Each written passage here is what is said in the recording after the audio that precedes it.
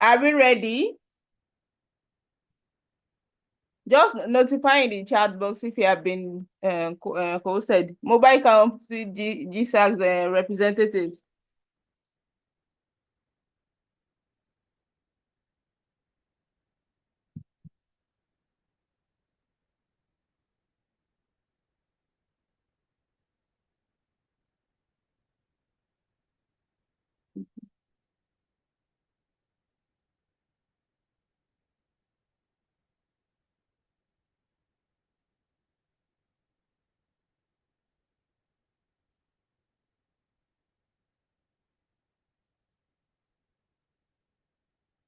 You are ready, ma'am?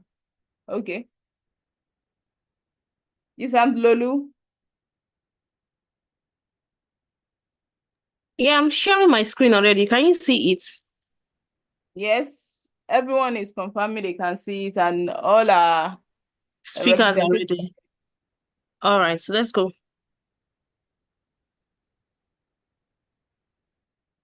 Who is going first for you? Emmanuela or Oluwatosin Loba? You can start.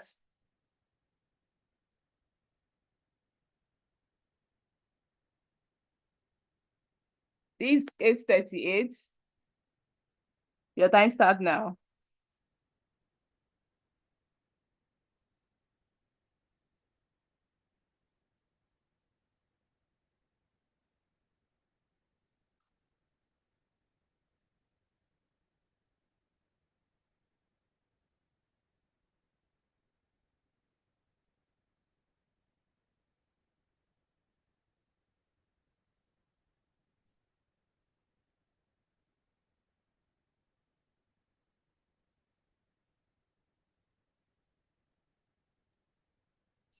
Okay, apologies for that. Good evening, everyone. Good evening, GSAMs. Good evening, my fellow participants. My name is Emanuela Aguino, and I am here to represent the Mobile and Computing Devices GSAG. Please kindly confirm that you can hear me.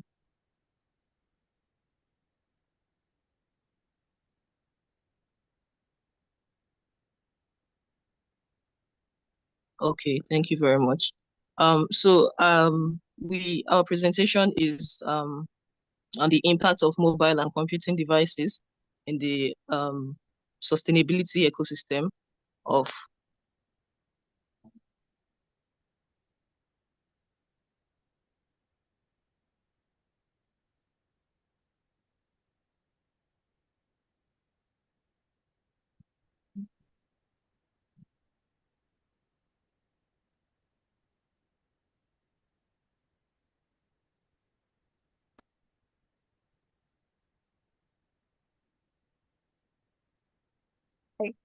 Am I the only one that can hear the speaker? Oh, I'm sorry. Can you hear me now? Yes, I can hear you. I apologize. I'm so sorry. Okay, so we're looking at the origin of mobile and computing devices, as you can see on the screen. And so we see that the mobile and computing devices have gone through a series of evolutions, right from the days of when you had simple devices like the abacus and the devices like the Hellerin's tabulating machine and the Zeus's machine as well. These devices during their time, they didn't consume much energy. They actually used low electricity and they were mechanical in nature. But over time, we saw the advent of electronic machines like the ENIAC, the transistors. These ones started consuming a bit higher energy levels. And then up until the evolution of what we have currently, where we see the things like our personal computing devices, like our mobile phones and our laptops and other devices. These devices currently, the ones we use currently, consume a lot more energy, both in their manufacture and in their use. Please, next slide. So like I was saying, these devices consume a lot of data and energy, and this is bad for the ecosystem. And so now we have to look at the way that the manufacturers of these devices contribute to the climate and environmental crisis. So a lot of energy is spent in resource extraction, in the production of mobile devices and laptops and the rest of the computing devices. There's a lot of energy is spent on mining because the raw materials for these devices have to be gotten from the earth, materials like lithium and cobalt and the rest of them. And in this mining process, we see things like resulting in deforestation and habitat destruction because in the process of mining, a lot of the upper layer of the earth has to be let go in order to get down to the resources needed.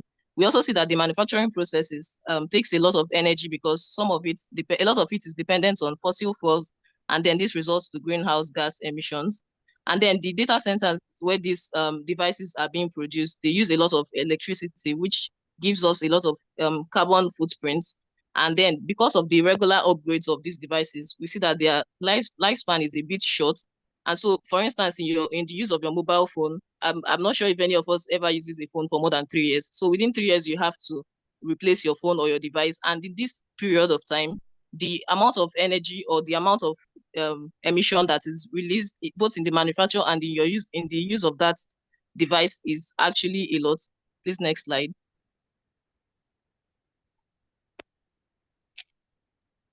Some of the other contributions of these manufacturers also result in things like e-waste disposal. Like we learned recently, when you no longer use your devices or phones, a lot of them go to be disposed without proper recycling processes.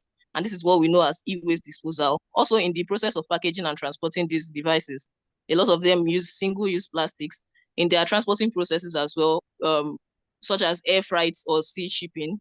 These processes take a lot of energy as well in the packaging and transportation of devices. I will go further now to talk about the ways that some of these manufacturers are currently trying to mitigate the problem of environmental crisis. Please, next slide.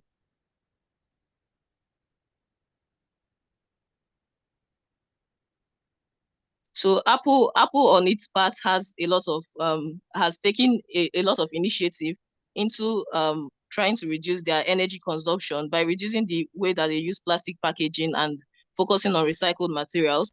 Microsoft on their part and Google as well are leaning more towards renewable energy sources in the process of their production. Due to my time constraints, I'm going to give the mic over to my colleague Raji to take us through the recommendations and conclusion. Thank you.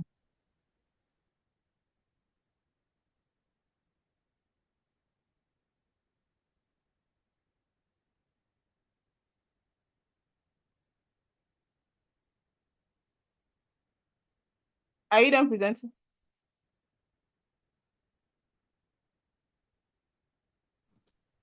Good evening. Please, can we Mobile move computing to system. slide 9, please? Slide 9.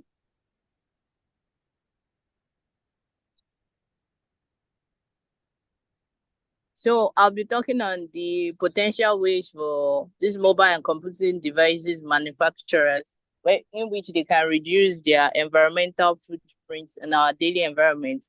And one of which ways is on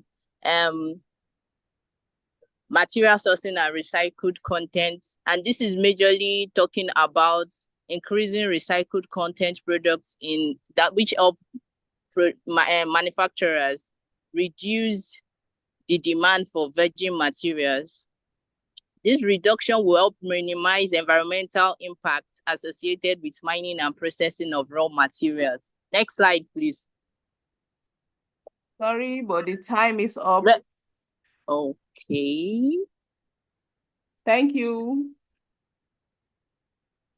for that wonderful presentation. You took Content creation.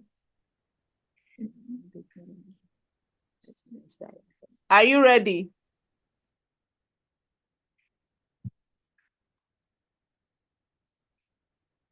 Am I putting?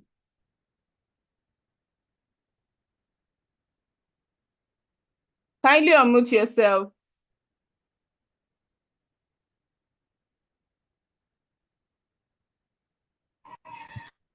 Good evening, G-Sam. Yes. Okay, your time starts now.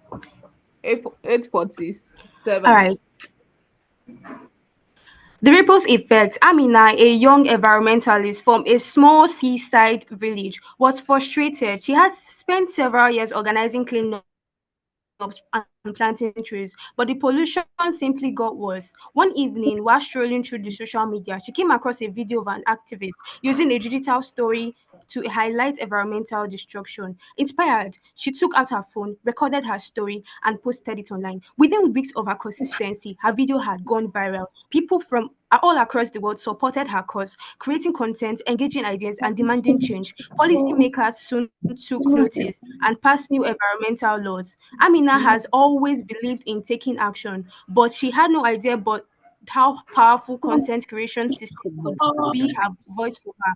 This is the power of digital media, turning a single voice into global movements. And that's exactly what we are here to explore today, how content creation system can inspire climate action and drive real change. Good evening, Gigi Sams. Good evening, G Sams, panel of judges, moderators, and the most supportive GSAG members of content creation systems, and my fellow Greenies, of course. My name is Gloria Muzo, and I'm seated above. Okay, so moving on to our slide. The outline of what we are going to be presenting is stated above. Let's dive in. Did you know that in a day over 2.5 gigatrillion byte of data is being uploaded daily? That's to show the amount of content that people do upload daily. Now, what's at this content? You and I are all aware about content. We are now all come across content. Content creation is basically the collaboration of using different softwares, tools, and platforms for creating, for editing, and for managing digital content. Now, this content creation system could be in form of text, it can be images, videos, like our TikTok videos, and all. Now, let's go to our background story. This background story can be traced back to John Derrins, who invented the Furel. Now, he's noted as the founder of content marketing. Moving on, he the change he was able to make was that he was able to produce informative content as regards to educating his customers on his products, and this basically gradually transited into a digital age with the use of blogs. That's how our blogs, our social medias, and other certificated tools came about. Let's go to evolution of content creation. Over time, content creation system has evolved right from the time of our forefathers to this present moment. Now, during our forefathers or started before the 20th century, it made use of paintings, it made use of documents, it made use of room press, all those enormous printing press were used. Now let's go over to the early digital age. The early digital age, this is when graphic design came into play. Publishing, internet publishing, people were able to voice out their opinions on media. Now let's go over to Web 2.0 and the social media revolution. This started in 2000 and to 2010 and Are you witnessed still the here? rise of social media and cloud-based collaboration. Now, the last one, which is the stage we are currently in, which started in 2020 and is regarded as the AI-powered and cloud content creation. Now, this is basically the evolution of AI automations, re-engineering, real-time collaborations, and use of personalized content. Now, there are certain key features that content creation has to put in place before it can be able to produce good and accurate content. Now, Is let's go that a over to network cost glitch? effective. Cost effective. Over time, it was very difficult to own a computer during the time of our old fathers. But right now, all of us, most of us in families, if you go to families, over at least two persons own an Android phone. That should show the evolution of Our content rice creation is very system. nice. We go over to the enhanced creativity. You'll be able to think outside the box, explore new ideas, explore different ideas, not being constricted to what you have or not being confined with what you have. Increase efficiency. There has been relevance of content creation system which has helped to boost the effectiveness of various systems across. Let's go over to the increased collaboration. There has been collaboration with various social medias, like for example WhatsApp and Facebook. You're able to send your content or you're able See to now, make ads. This is due to the collaboration that content creation system has produced. Let's go over to what I call the pros and the cons. What we call the pros and the cons. Now, these pros are user friendly, user-friendly. What I mean by user-friendly is that you're able to communicate with people. You're able to get reasonable feedback as to services. Maybe you are being offered a service that you don't like. You're able to communicate with it. Let's go to one of the cons of social content creation system. Now you're able to security risks. There has been high risk security risks due to the level of access people have to technology. Now I will, at this junction, my co-presenter will take over. Thank you. Good evening, everyone. To continue from where my co-presenter stopped, I would like to view the content creation system. What makes the content creation system unique? Number one, we have the user-friendly interface, which makes it easy for users to create, manage, and publish content. The customization options, which is the ability to tailor the system and meet specific needs, such as branding. The integration with other tools, which includes seamless integration with other platforms, including social media, email marketing, amongst others. We have the analytics and tracking, and the security and backup. Moving on, we will check the environmental impact of content creation system. Number one, we have the energy consumption of data centers and cloud storage. The system reliance on data centers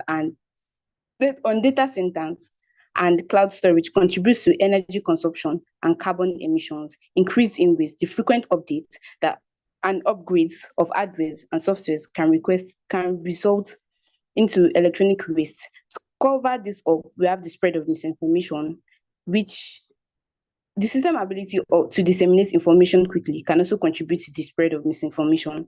Moving on, we will check the overview of strategic impacts of content creation system in environmental sustainability.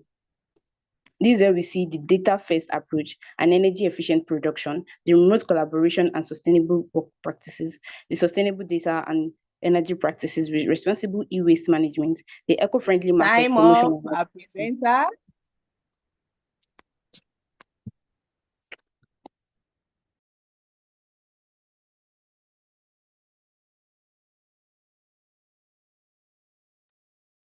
Next presenter, are you ready?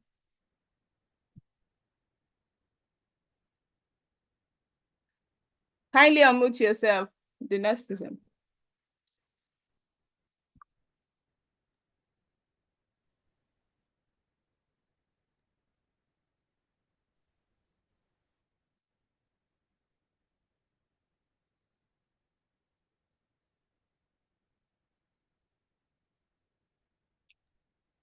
Confirm that you are ready. Yes, I'm ready. I'm unable to unmute By myself. 8:55, your time starts now.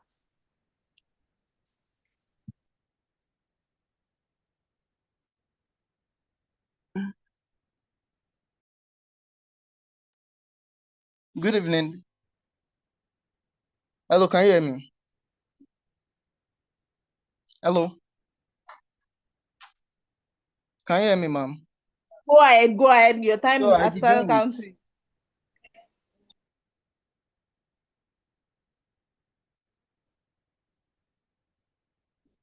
good evening, ma'am.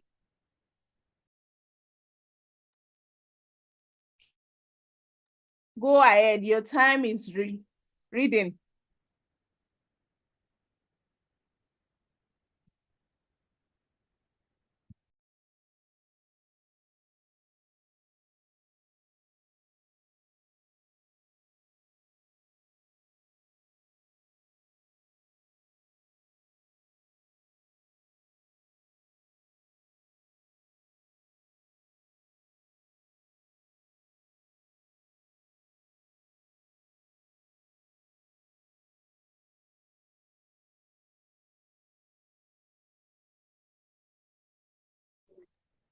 Hello, good evening. Good evening. Yeah, so I'll be representing Okay, my. continue. Okay, so good evening, everyone. My name is Adirinto Comfort Mensah, and I'll be representing data storage system GSAG. So so starting from data storage, we'll be exploring a topic that's fundamental to our digital age, data storage system.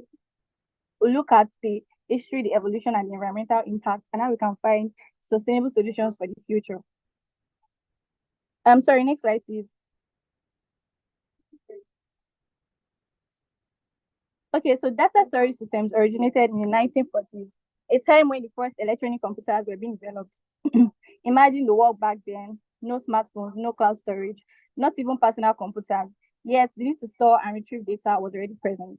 Next slide, please. The earliest storage devices were the magnetic drums and magnetic tapes.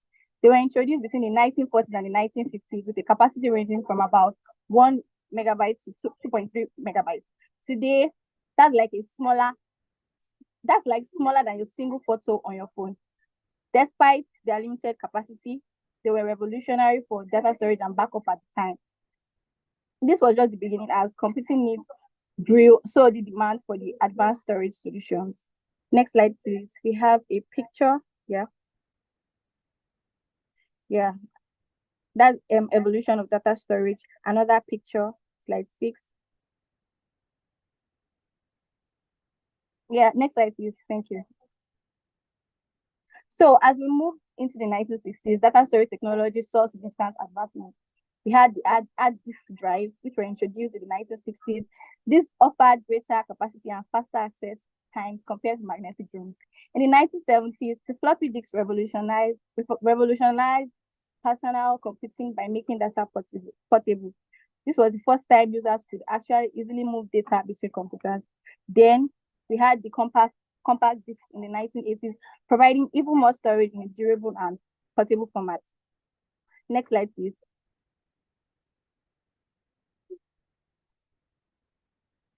Next slide, please. Okay, so while data storage systems have revolutionized our digital lives, then we had significant environmental costs. Data centers consume enormous amounts of energy, contributing to nearly 1% of energy-related greenhouse gas emissions. So to put it in perspective, that's about the same as this aviation industry. The International Energy Agency, IEA, reports that data centers account for about 1 to 1.5% of global electricity use, which continues to rise as our digital footprint grows. Beyond energy consumption, data centers impact the environment through water usage, e-waste generation, and land requirements for construction, leading to biodiversity loss. Next slide, please. Okay, so finding sustainable solutions. As the demand for data storage continues to grow, finding sustainable solutions is very crucial. One way forward is through the conscious data consumption. That is by being mindful of what data we store and for how long. We have data minimization, which involves keeping only the necessary data, which reduces storage and energy demands. We can also adapt energy efficient devices and switch to renewable energy sources like solar or wind power to reduce fossil fuel dependence. Additionally, sustainable data storage solutions like cloud storage, data warehouses, and virtualization can optimize storage and reduce environmental impact. So collaborating with the forward-thinking partners like Infon is a step in the right direction. By rethinking how we consume and store data, we can reduce our digital carbon footprint. Next slide, please. Recent statistics show that electricity used by data centers accounts for 0.3% of overall carbon emissions, which jumps to 2% when including network devices. This includes everything from our smartphones to smart home gadgets. Now, tech giants like Google Cloud are leading the way by promoting green cloud services and investing in renewable energy to minimize the environmental impact. These efforts show that change is possible, but there's still a long way to go. Slide 12. Slide 12, please. To reduce environmental impact of data storage systems, several strategies can be implemented. Optimize data storage through data compression and archiving, which minimizes storage requirements and reduces energy consumption. Transition to renewable energy by powering data centers with solar, wind, or hydropower, which reduces reliance on fossil fuels. Then reduce e-wastage by recycling and refurbishing old hardware. Companies like Meta are setting an example by committing to 100% renewable energy. So these strategies does not just demonstrate sustainable data infrastructure, that data infrastructure isn't just possible, it is essential. Thank you for all your attention. Yeah, thank you so much.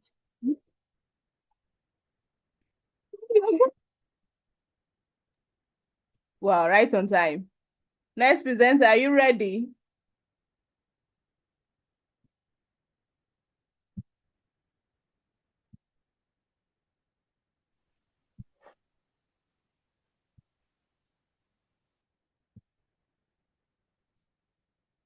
Kindly unmute yourself. By my time, say 9:02. Kindly confirm you can hear me.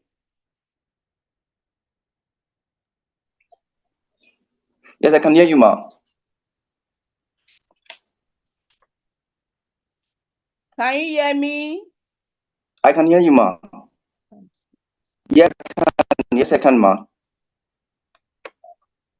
Yes, I can, ma. I can hear you, ma. Your time start now by 9:03. Hello, ma. I can hear you, ma. You can start your presentation. Oh, good everyone. So, good everyone. My name is Ayin Kende, and I'm going to be presenting on behalf of my GSA group, that's the Device Good Connectivity evening. Go System. ahead.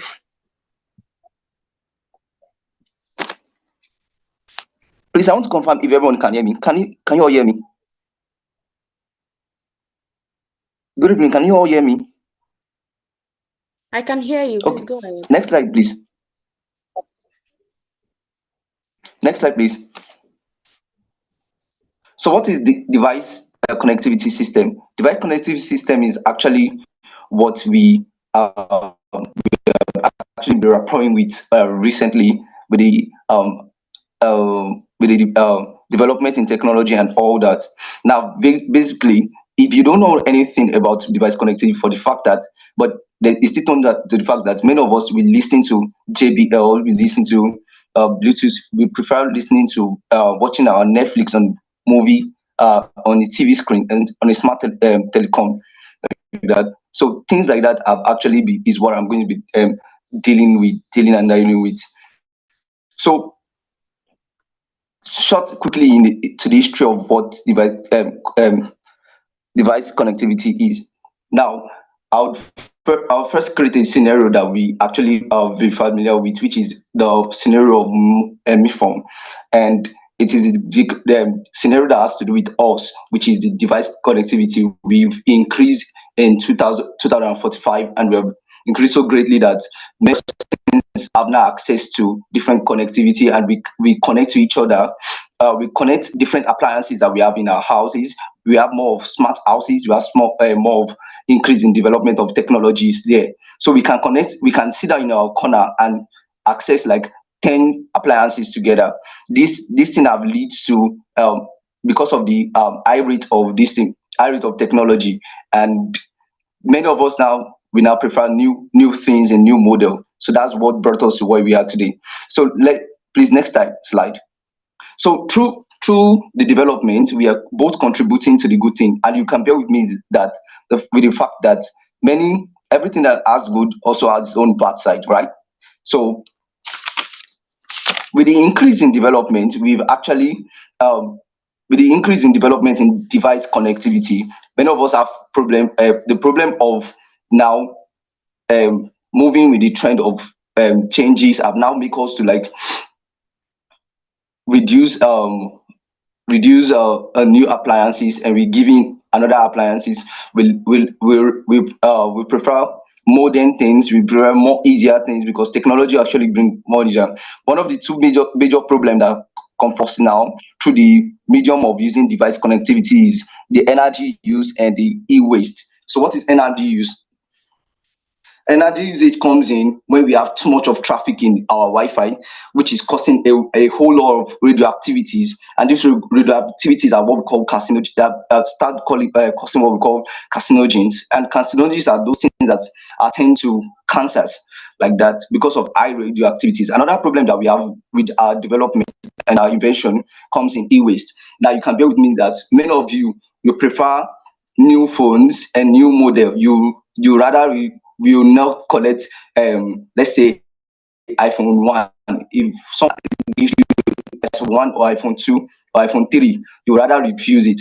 Or someone give you a smartphone, a CRT television that is not smartphone, that is not smart, that you cannot connect it, and because of you, a new invention is coming, you drop the old model to pick up a new one, and so much so that we start neglecting the old model, and the old model start piling up, causing the recent problem that we have in the MOFAN problem in 2045. Please, the next slide.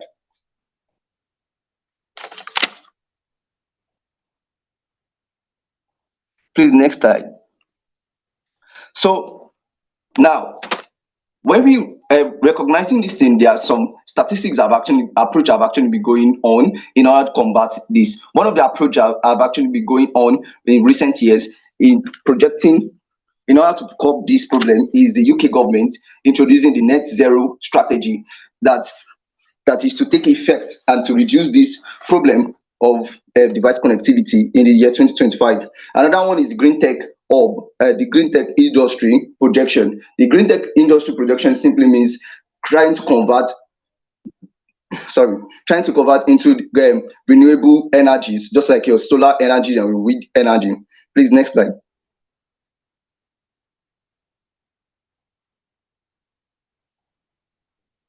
So another of the existing approaches we've been taking is looking at the renewable energy, which I spoke of, the energy efficient data centers. We start improving.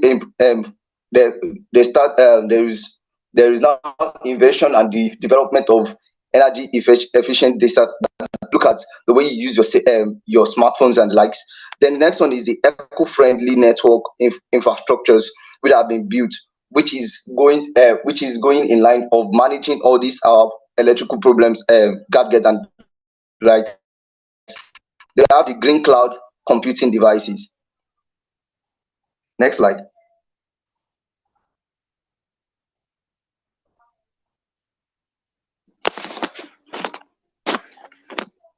So one of the conscious efforts we've been making in our device connectivity system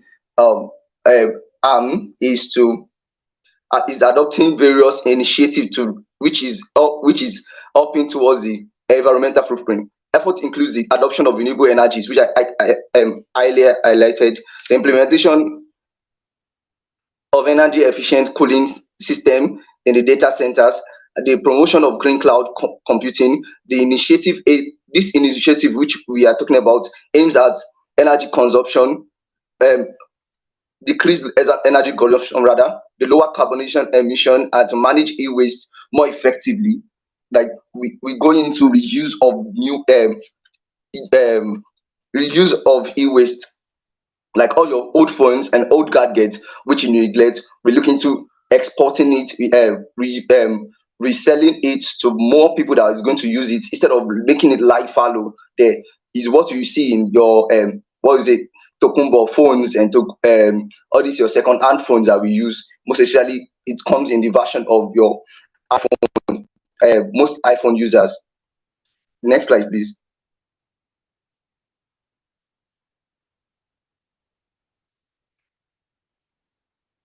Please, next slide.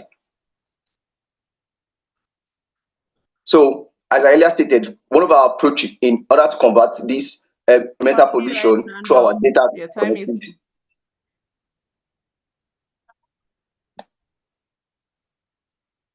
So, what do you say, ma'am? Kindly round up. Your time is up. Okay. Please, next slide. So, like I earlier said, we look into the action. Please get ready. So, please, next slide. So we look into the console. So we hope to collaborate with MOFAN. Are you ready? So we hope to collaborate with MOFAN in to look into the how we can use how companies and tech companies can go into green world and using their this thing, using their Jesus. Thank you very much. It's Amlolu.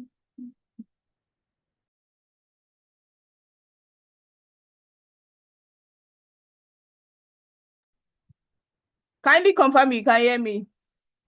The next GSAG. We can hear you, ma'am. Yes. Nice. By my time is 9:12. You can start now.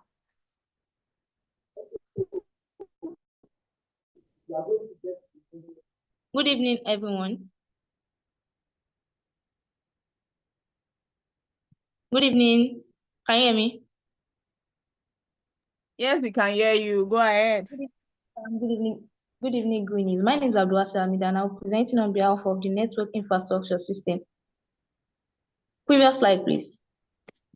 Firstly, I'd like to define what the network is. A network is about connectivity. It is the collection of interconnected devices, systems that communicate and exchange data, resources, and information. Next slide, please. Network infrastructure system focuses on building and maintaining reliable digital connectivity. We know that in the world of today, 21st century of today, without connectivity, we will be lost because we'll be losing out on a lot of things that are meant to be known.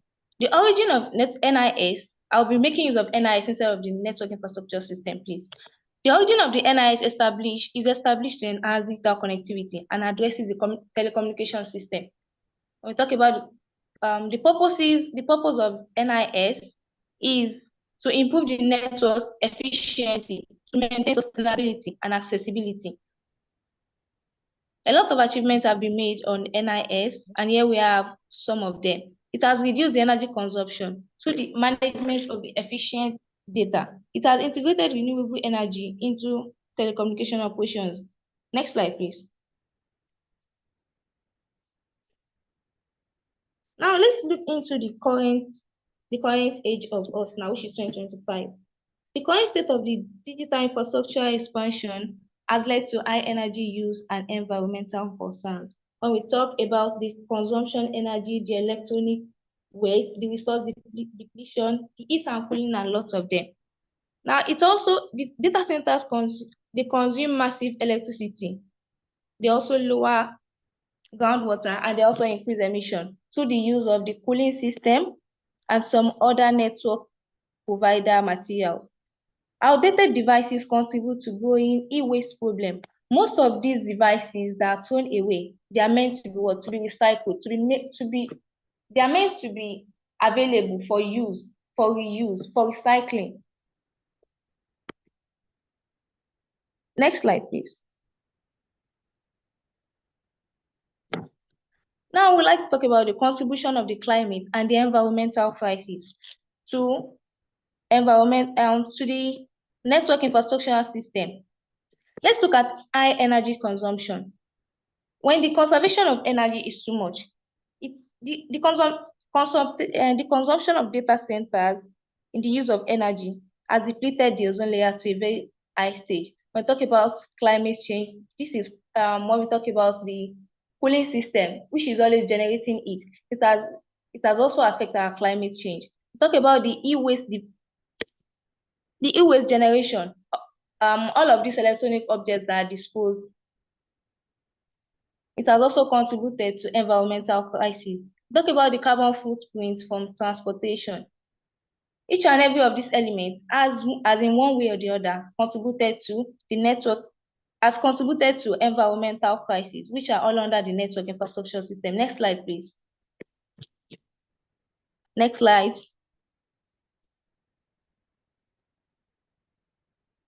Previous slide, please. Now, we have conscious effort to reduce the environmental impact. What are those things as individuals that we can do to reduce the environmental impact on the network infrastructure system? One, we can inculcate green data centers where we don't have the usual centers. Now we make use of green data centers. Centers that help to utilize renewable energy sources and sustainable materials to reduce carbon footprint. We also have the network function virtualization, NFV, which also increase energy consumption and hardware needs. We have the renewable energy adoption. When we talk about the renewable energy adoption, we're talking about new ways by which we can sustain our energy. We transform renewable energy to lessen the reliance on fossil fuel. Instead of us to make use of public transport, we can rather walk or probably take a bicycle. These are ways that we can help more. Next slide, please. Now we can talk about the recommendations for reducing the net impact of the network infrastructure system on the environmental impact. We talk about energy efficiency. Instead of us to use the usual energy we use, we make use of energy-based efficient systems instead of to minimize the energy consumption. We also use virtualization and consolidation to utilize the number of physical devices, thereby decreasing energy use and e-waste. Instead of us to make use of the physical devices, we can make use of them online. Also have the sustainable data center design, which incorporates natural cooling methods and energy efficient system in data centers to reduce lower energy consumption. I would like to hand over to my partner at Abdusalam. Abdusalam, are you here?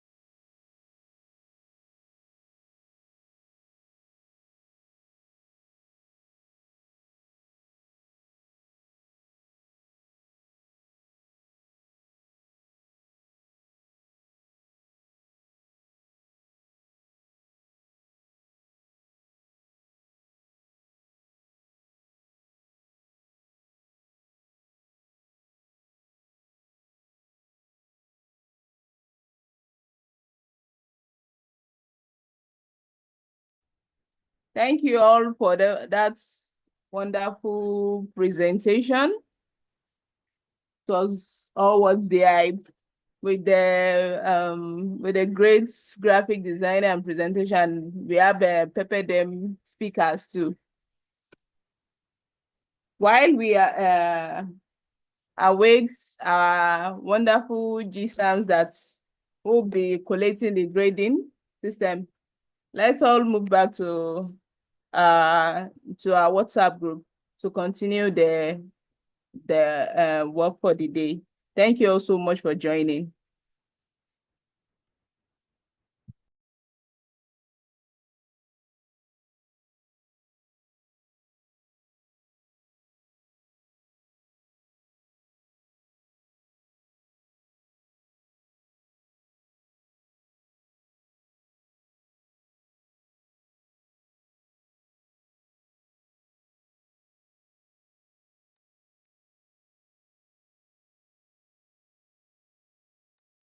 First time my Zoom. Yeah, speaking.